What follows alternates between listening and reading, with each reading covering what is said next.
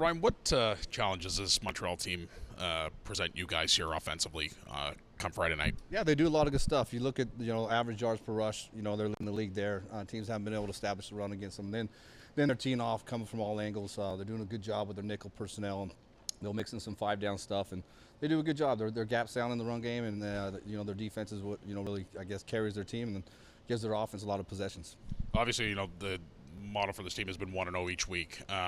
But I mean, it's safe to say that there's an extra added element to this game on Friday after going back to last year's East Final. I mean, do you think that these guys are taking that for what it's worth and thinking about that, or is that something you don't want them thinking about? Yeah, not at all. We haven't even brought it up, right? New team. Not a lot of guys that are on last year's team aren't here, so don't want to put added pressure on our new players, right? That are brand new to the team. So I mean, it's our next game, right? And it's a big game, it's a division game. Playing the best team in the league that right now is playing good football, and we got to go out there and play our A game. What do you think is the reason for the success this team's had at home here, especially under your helm here?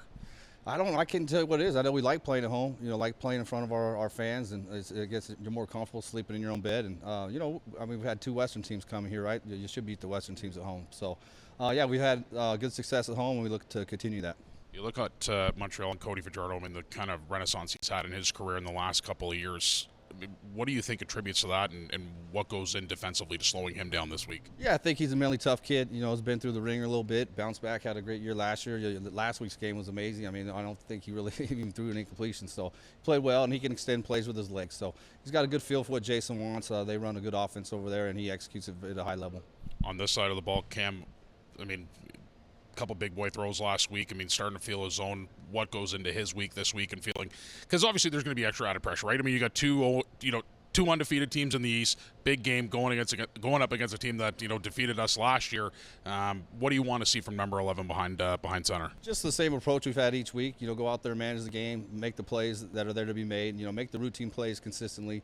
Then when the opportunity is there, when we have to make a big play like last week, you make them. We can't force them, can't manufacture them. You just got to handle what they're going to show us, right? They're going to give us a bunch of different looks. I mean, they're good defense. They make you work a lot in protections and how we're going to block different structures. So we got our hands full. This Montreal team hasn't given up a lot of points, but how important is the ground game going to be come Friday night? Got to have it. We got to find a way to run it. So I don't know how that's going to be. Is it getting outside? Is it pounded inside? They've done a really good job, stopping inside runs. So maybe we got to throw a little bit earlier to set up the run.